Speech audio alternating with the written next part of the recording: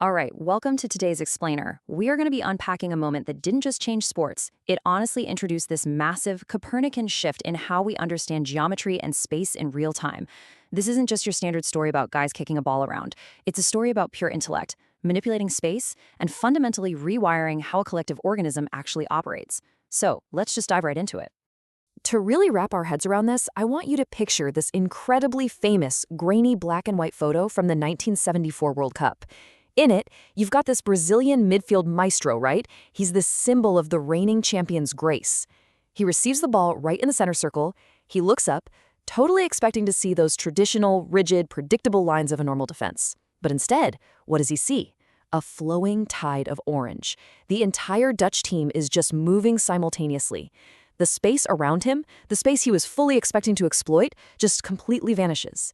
He isn't surrounded by individual opponents. He is literally swallowed up by a collective swarm. And this perfectly illustrates our core paradigm shift. Traditional football back then, heavily rooted in the British and South American schools, it was all about man-to-man duels.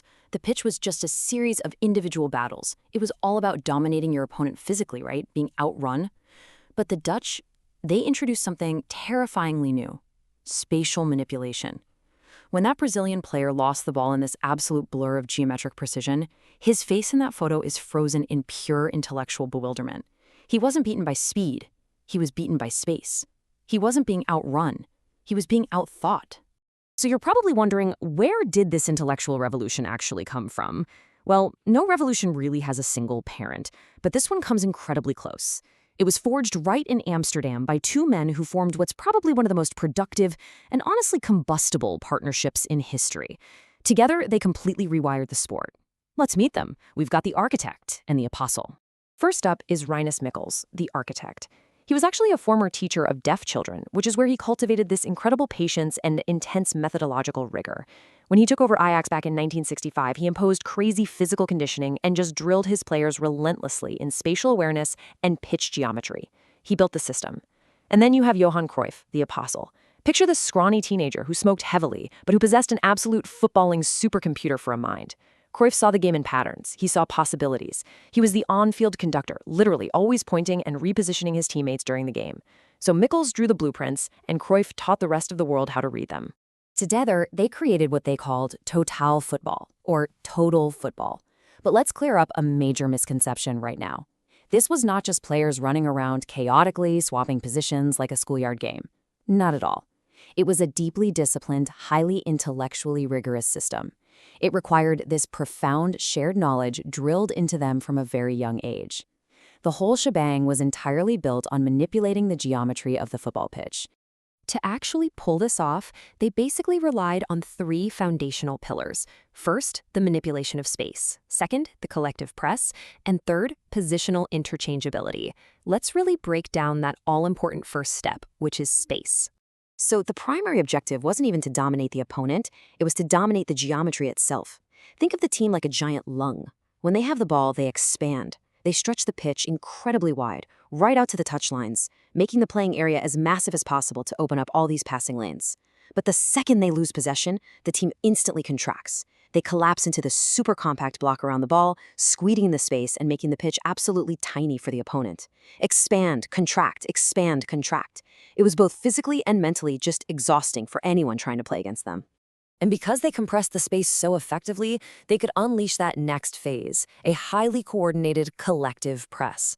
Again, these weren't just chaotic runs. They were carefully orchestrated pressing traps designed to steal the ball back in seconds. They'd push this crazy high offside line all the way up to the halfway line, moving forward together with this mechanical, unified precision. And finally, you get the positional interchangeability. Players would just seamlessly swap roles. A center back, someone like Ruud Krol, could just surge right up into the midfield to start an attack, and a midfielder would simply drop back to cover the geometry. The shape of the team remained totally perfect, even as the individual players rotated all through it. Before this, the sport was kind of like a Ptolemaic model, The individual player was the fixed point at the center of everything. But total football? That was a full-on Copernican shift.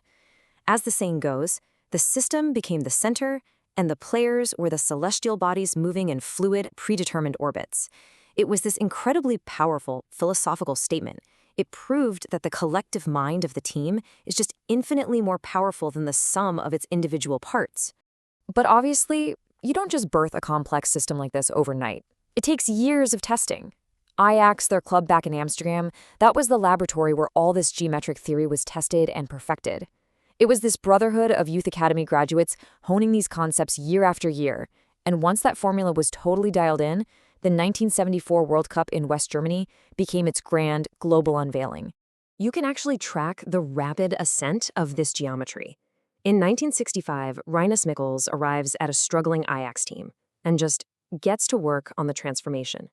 Fast forward a few years, and from 1971 to 1973, this laboratory project is absolutely dominating.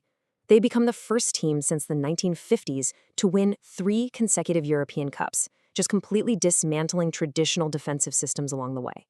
Then, boom, it's 1974. Michels and Cruyff take these tactics to the Dutch national team, which, by the way, was a country with virtually zero prior footballing pedigree, and they just unleash total football on the world stage. The absolute climax of this global unveiling happened in the 1974 World Cup final against the host nation, West Germany. And let me tell you, the opening minute of this match is nothing short of legendary. From the literal kickoff, the Dutch string together this mesmerizing, hypnotic sequence of passes. The Germans literally cannot get near the ball. They are just trapped in a web of perfect angles. Cruyff drops deep, collects the ball, drives straight into the penalty area and gets fouled. Johan steps up, scores the penalty. There is barely a minute on the clock. The Netherlands are up 1-0 and the Germans hadn't even touched the ball yet. It was just a pure, raw assertion of geometric dominance. But here is where the story takes a bit of a tragic turn. The West Germans, who were incredibly resilient and insanely efficient, they fought their way back to win the game 2-1. So on the scoreboard, the Dutch lost. But if we look at their legacy, they basically became these beautiful losers who valued art and intellect over just grinding out a victory. While West Germany physically took home the trophy, the Dutch completely won the ideological argument. From that exact moment on, ambitious coaches everywhere weren't asking if they should emulate the Dutch model. They were frantically asking how. And that naturally brings us to the diaspora. Total football absolutely did not die on that pitch in Munich in 1974. Instead, its core concepts, the manipulation of space, that suffocating high press, the fluid rotations, they scattered. They spread outward from Amsterdam and began this slow, methodical, and totally wondrous conquest of the entire global game. If you trace this lineage through modern history, the impact is honestly staggering. In 1988, the apostle himself, Johan Cruyff, takes the gospel over to Spain. He starts managing Barcelona and basically rebuilds the entire club in the Ajax image. Decades later, jump to 2008, and his most brilliant student, Pep Guardiola, refines the system into the mesmerizing tiki-taka at Barcelona, creating arguably one of the greatest club sides in history. And the evolution keeps going. By 2019, you've got Jurgen Klopp's gegenpressing at Liverpool completely conquering Europe, which is a direct, highly emotional, vertical descendant of those original 1974 pressing traps built by Rinus Michels. What that means is, today, those radical geometric concepts from the 1970s, they are literally just the baseline. When you sit down and watch a match this weekend, you are watching the Ajax model. Unified youth academies teaching one universal system from the 8-year-olds all the way to the first team. High pressing is a standard requirement, building attacks from the goalkeeper, fluid positional rotations. None of these are revolutionary anymore. The revolution literally became the establishment. Which leaves us with this haunting question, one that has honestly fascinated football romantics for 50 years now. What if the Netherlands had actually won the 1974 World Cup final? It's the ultimate historical counterfactual, and obviously we can't fully answer it.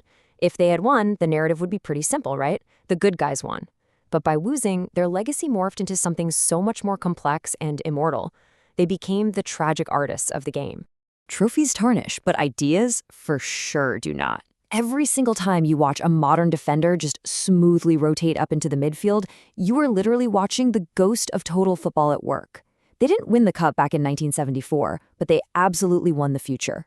Which kind of leaves us wondering, if geometry and space define the last 50 years of the sport, what unseen tactical revolution is brewing right now that's going to define the next 50? Thanks so much for joining me on this explainer, and I'll see you in the next one.